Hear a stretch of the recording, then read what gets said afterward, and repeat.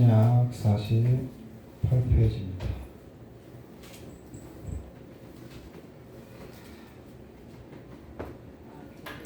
마태복음 26장 50절에서 52절입니다. 신약 47절 7장입니다.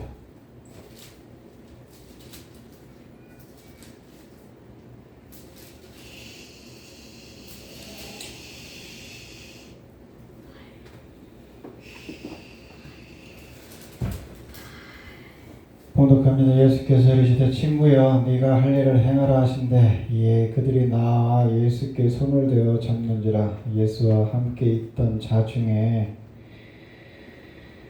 하나가 손을 펴 칼을 빼어 대제사장의 종을 쳐 그 귀를 떨어뜨리니 이에 예수께서 이르시되 네 칼을 도로 칼집에 꽂으라. 칼을 가지는 자는 다 칼로 망하니라. 아멘. 사랑하는 성도 여러분, 오늘 우리는 따뜻한 봄 햇살이 비추는 평안한 날씨에 아무런 위협 없이 찬양하며 예배를 드리고 있습니다. 그러나 우리가 이렇게 평화를 누리고 있는 지금 이 순간에도 지구 어느 한 곳 또 반대편 곳곳에 귀를 찢는 총성과 비명이 멈추지 않고 있습니다. 오늘 말씀의 제목은 칼을 거두어라 사람을 살리라입니다. 수년째 이어지고 있는 러시아, 우크라이나, 또 이스라엘, 하마스, 또 지금은 미국, 이란, 이 전쟁은 수많은 청년들을 차가운 참호 속에 가두었고 또 죄 없는 아이들과 민간인들의 일상이 처참하게 짓밟히고 그들의 일상을 잿더미로 만들고 있습니다. 우리가 매일 맞이하는 뉴스 속 숫자는 너무나 차갑고 건조합니다. 사망자 몇 명, 또 발생한 난민수 몇십만 명, 또 건물 파괴 규모 또 몇 프로, 몇 퍼센트. 우리는 어느새 그 숫자에 무감각해져 가고 있습니다. 하지만 여러분, 하나님은 결코 숫자를 보지 않으십니다. 하나님은 그 숫자 뒤에 가려진 한 사람 한 사람의 찢어지는 눈물을 보고 계십니다. 무너진 집터에서 가족의 사진을 품고 오열하는 아버지의 눈물을 보고 또 공포에 질려서 귀를 막고 있는 어린 아이들의 울음을 느끼고 계십니다. 이 끔찍한 비극 앞에서 우리는 묻지 않을 수 없습니다. 하나님, 왜 이런 일이 계속 일어납니까? 문명이 이토록 발달했는데 인류는 왜 여전히 짐승처럼 서로를 물어뜯고 있습니까? 그리고 오늘 말씀은 우리에게 더 깊고 본질적인 질문을 던집니다. 전쟁의 소문이 끊이지 않는 이 시대 속에서 그리스도인인 나는 과연 어떤 사람으로 살아가야 됩니까? 예수님께서 십자가를 지시기 위해 겟세마네 동산에서 잡히시던 밤이었습니다. 로마 군병들과 그 무리들이 횃불과 몽둥이를 들고 예수님을 에워쌌을 때 베드로는 순간적으로 허리춤에 있던 칼을 빼어들었습니다. 그리고 대제사장의 종 말고를 내리쳐서 그의 귀를 잘라버렸습니다. 베드로의 입장에서 생각해 보십시오. 그는 틀리지 않았습니다. 죄 없으신 사랑하는 스승을 지키고 싶었던 충정이었겠죠. 불의에 맞서는 것이 정의라고 생각했었을 것입니다. 내가 가진 칼로 이 상황을 통제하고 지켜내는 것이 제자의 도리라고 믿었을 것입니다. 하지만 피가 튀고 아비규환이 된 그 자리에서 예수님은 단호하게 말씀하십니다. 네 칼을 도로 칼집에 넣어라. 그리고 땅에 떨어진 원수 말고의 기를 주어서 그의 상처를 깨끗하게 치료해 주십니다.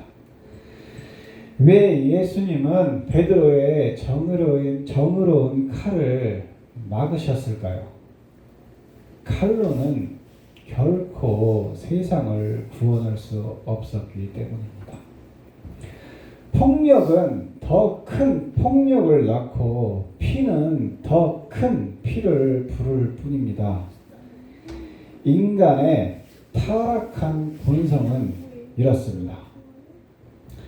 상처받으면 상대를 공격하려 하고 또 억울하면 힘으로 내 정당함을 증명하려고 하고 또 두려우면 내가 살기 위해서 상대를 먼저 때려 죽여야 됩니다. 전쟁은 저 멀리 중동이나 동유럽에서만 일어나는 이야기가 아닙니다. 사실 모든 전쟁의 씨앗은 바로 우리 안에 있는 마음에서부터 시작됩니다. 야고보서 4장 1절을 묻습니다. 너희 중에 싸움이 어디로부터? 둘이 떨어져 앉아.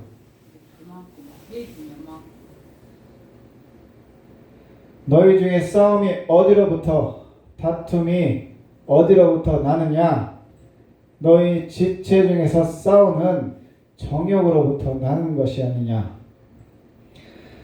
마음속에 일어나는 작은 마음, 남과 비교하는 시기심, 또 통제되지 않는 분노, 내가 옳다고만 느끼는 교만, 이 작은 불씨들이 쌓이면 그 관계가 깨지고 그 관계가 모이면 사회가 둘로 갈라지고 또 그 갈라짐이 국가적 규모로 켜지면 결국 참혹한 전쟁이 되는 것입니다.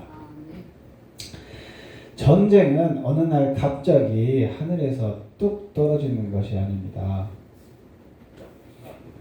사람의 마음속에 숨겨둔 칼날이 밖으로 튀어나온 결과물들일 뿐입니다. 오늘날 우리는 인류 역사상 가장 놀랍고 또 빨리 변화되는 시대를 살고 있습니다.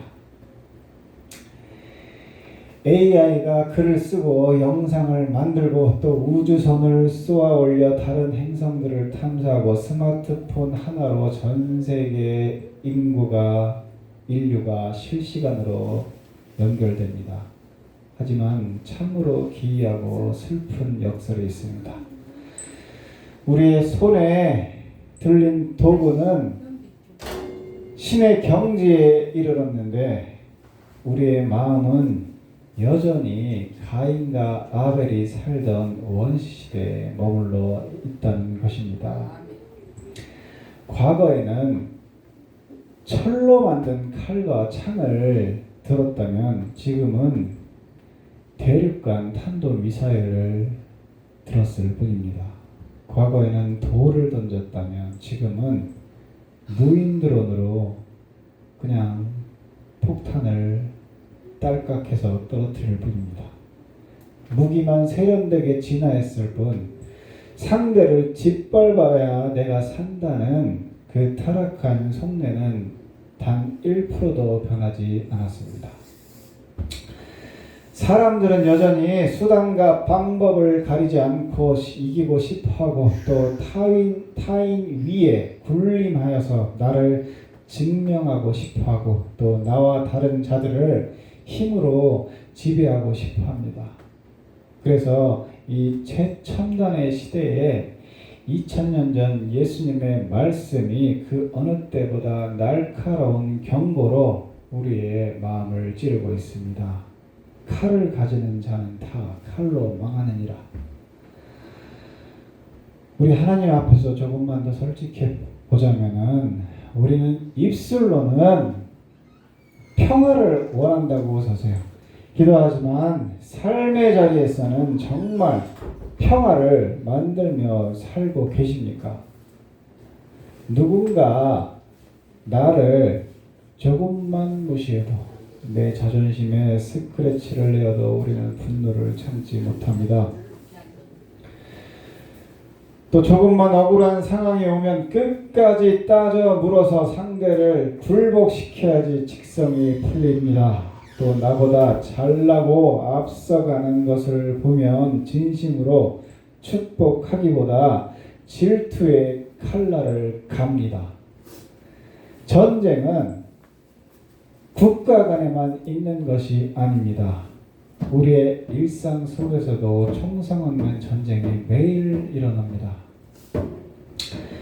가장 사랑해야 될 부부 사이에서 자존심을 건 전쟁이 일어납니다. 직장 안에서 동료를 밟고 올라서기 위한 암투가 벌어집니다. 또 익명성이 보장된 인터넷 댓글 창에서 서로를 향해 언어의 폭탄을 무자비하게 쏟아냅니다. 잠언 12장 18절에 칼로 찌름같이 함부로 말하는 자가 있거니와 이렇게 말씀하고 있습니다. 우리는 쇠로 된 칼을 들지 않았을 뿐 보이지 않는 혀의 칼, 또 차가운 눈빛의 칼, 정죄의 칼로 하루에도 수없이 많은 사람의 마음을 베고 찌르며 죽이고 있습니다. 그래서 하나님은 텔레비전 속 전쟁 뉴스를 보며 혀를 차는 우리에게 이렇게 말씀하십니다.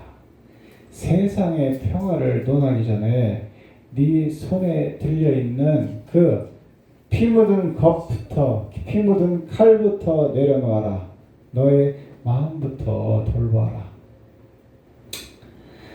그렇다면 하나님은 원수된 우리를 어떻게 대하셨습니까? 우리가 하나님을 등지고 반역하며 죄의 칼을 휘둘렀을 때 하나님은 힘과 심판으로 우리를 짓밟지 않으셨습니다. 만약 하나님이 눈에는 눈, 이에는 이 이렇게 세상의 방식을 택하셨다면 우리는 그 누구도 살아남지 못했을 것입니다. 예수님은 겟세마네에서 말씀하셨습니다. 너는 내가 내 아버지께 구하여 지금 12군단 더 되는 천사를 보내시게 할 수 없는 줄 알고 있느냐?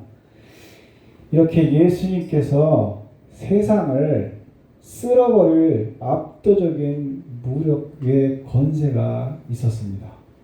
하지만 예수님은 그 칼을 쓰지 않으셨습니다. 대신 십자가를 선택하신 것이죠.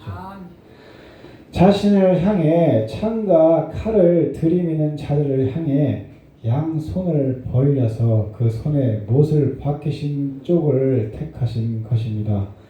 피를 흘리게 하는 자가 아니라 우리를 대신해서 피를 흘려주시는 어린 양이 되셨습니다. 이것이 하나님의 위대한 방식입니다. 세상은 힘으로 짓밟아야 이긴다고 말하지만 하나님은 십자가의 사랑으로 품어야 변화된다 이렇게 말씀하십니다. 세상은 내가 강해야 산다라고 외치지만 예수님은 내가 죽어야 모두가 산다 이렇게 외치셨습니다. 폭력의 고리를 끊어내는 유일한 힘은 오직 예수 그리스도 십자가 사랑뿐이라는 말입니다.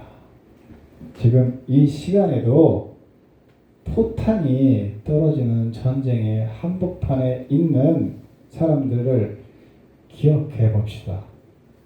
하루아침에 집을 잃고 또 그 잔해 속에서 주저앉아 있는 아이들, 또 총알이 빗발치는 거리를 뚫고 식량을 구하러 달리는 부모들, 또 내일 살아있을지 확신할 수 없는 수백만의 난민들, 우리는 멀리 떨어져 있어서 그것에 대한 무력감을 느끼지만 우리 하나님은 그들을 결코 잊지 않고 계십니다. 시편 34편 18절은 말씀하십니다. 여호와는 마음이 상한 자를 가까이 하시고 또 충심으로 통회하는 자를 구원하시느니라. 하나님은 강대국의 지도자들 곁에 계신 것이 아니라 피 흘리며 죽어가는 자들의 곁에서 함께 눈물을 흘리고 계십니다. 그들의 억울한 울음은 지금도 하나님의 보좌에 닿고 있습니다. 하나님은 그 눈물을 결코 가볍게 여기지 않으시고 마침내 완전한 공의로 갚아주실 것입니다. 이들을 위해 우리가 할 수 있는 가장 강력한 행동은 무엇입니까? 그것은 바로 기도입니다. 기도는 아무것도 할 수 없는 약자들의 소극적인 위로가 아닙니다. 기도는 시공간을 초월하여서 하나님의 팔을 움직이게 하는 가장 강력하고 능동적인 영적 무기입니다. 우리가 그들을 위해 눈물로 기도할 때 하늘의 위로가 그들의 고통스러운 참호 속으로 흘러 들어갈 줄 믿습니다.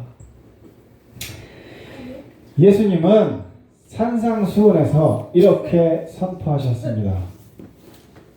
화평하게 하는 자는 복이 있나니 그들이 하나님의 아들이라 일컬음을 받을 것이며, 여기서 우리가 주목해야 될 단어가 있습니다. 예수님은 평화를 좋아하는 사람이 복이 있다고 하지 않으셨습니다.